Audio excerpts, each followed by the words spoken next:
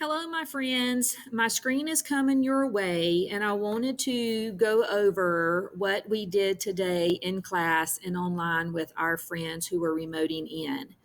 One of the first things that we did today was we set up our math notebook.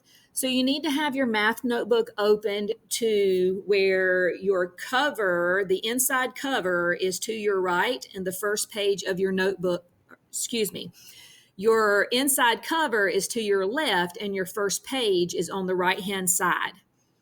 What you're going to do is at the top of that first page is you are going to write the words table of content. And you see that on your screen with my orange arrow pointing to it. So you're going to label that white space at the top of that page, table of content. Now, feel free to pause this video at any point while you are viewing it as you catch up to what you are doing. So if you need a little more time, then just pause the video, and then when you're ready to restart, just hit play again. Now I want you to turn that table of content page. I want you to turn that page. When you turn that page, in that white space at the top, on the furthest right-hand side, you're going to put the number 1. That's going to be page 1. And what I want you to do is after you do that, I want you to number your pages always on the right-hand side in the same spot up top in that white space. I want you to number your pages 1 through 40. So pause this video as you continue with numbering your pages 1 through 40. After you finish numbering your pages 1 through 40, I want you to go back to your table of content page, and between those first two blue lines on the left side of the red line, I want you to write the number 1. Then beside number 1, I want you to write math notebook example. Again, feel free to pause this video anytime so that you can accomplish this task and then mark play again when you're ready to continue. After you finish with your table of contents, I want you to go back to page 1. Now on page 1, what you are going to write in your white space on page 1 is what I'm getting ready to put on your screen. You're going to write EQ equals essential question. And LT equals learning target. So when we make an entry into our notebook, when we go to that page number we're doing that entry on after we write it in the table of contents, you're always going to write either an essential question or a learning target that I give you, and I will tell you what to write. Okay? So on your paper that you have, you just got finished writing the EQLT in that first white space. And then you're going to have, between those two blue lines, you are going to write the word in the middle, notes.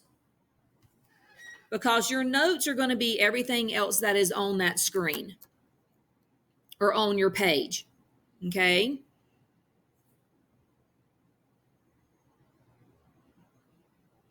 And that's all you're doing for your math notebook. Now, if you were in Canvas today and you saw my note, you would have emailed me today for a copy of the activities today, okay? If you need a hard copy of the activity that I'm getting ready to show you, then you need to email me so that I can leave a copy for you in the office. So we are doing the visual numbers hundreds board document and the code chart. Now the visual numbers we did together in class. And if you get a hard copy, it's going to be on the left-hand side and the hundreds chart is going to be on the right-hand side.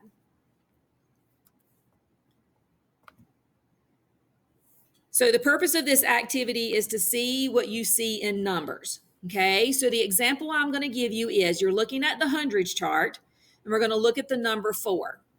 Okay, and you're going to be looking at the code chart, which tells you what color you need to put for each number. Okay, so for example, the number 2, if it's a multiple of 2 or divisible by 2, then you're going to give it a blue dot.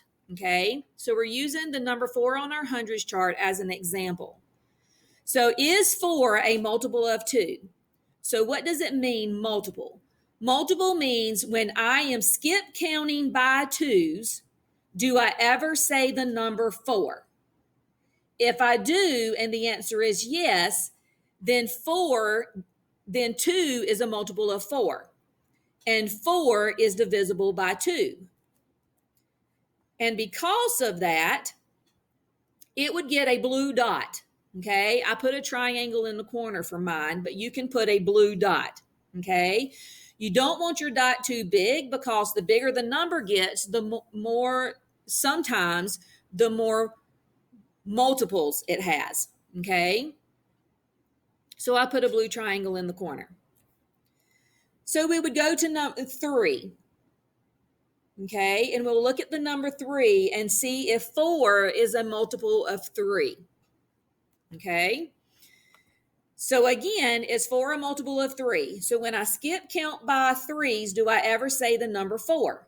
If the answer is no, then 4 is not divisible by 3 and it doesn't get whatever color 3 is on the chart.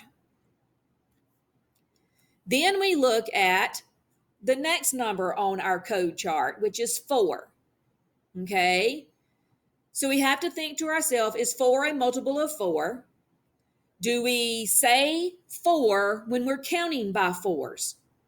The answer is yes. Then it's divisible by 4 and it gets a red dot because that's the color for 4. Okay, so the code chart that I am referring to is back here. You have it in Canvas as well, but it's your color code chart, and you will see that this is what I went by when I gave you your 2 examples. Okay, so you have access to this. So if it's divisible by 2, a multiple of 2, it's blue. If it's a multiple of 3, divisible by 3, it's yellow, and so on and so forth. Okay, you are only doing the numbers that are on this divisibility chart. Okay, and you will notice that there is not one for 7. Okay, so I hope that this has helped you. Remember, if you need a hard copy of it and you are not in class face-to-face today and you want to make sure that you get this done, you need to make sure that you email me and let me know so that I can get a copy to you. You must email me. You can't just show up at the school. You have to email me and let me know that you do need a copy of this assignment.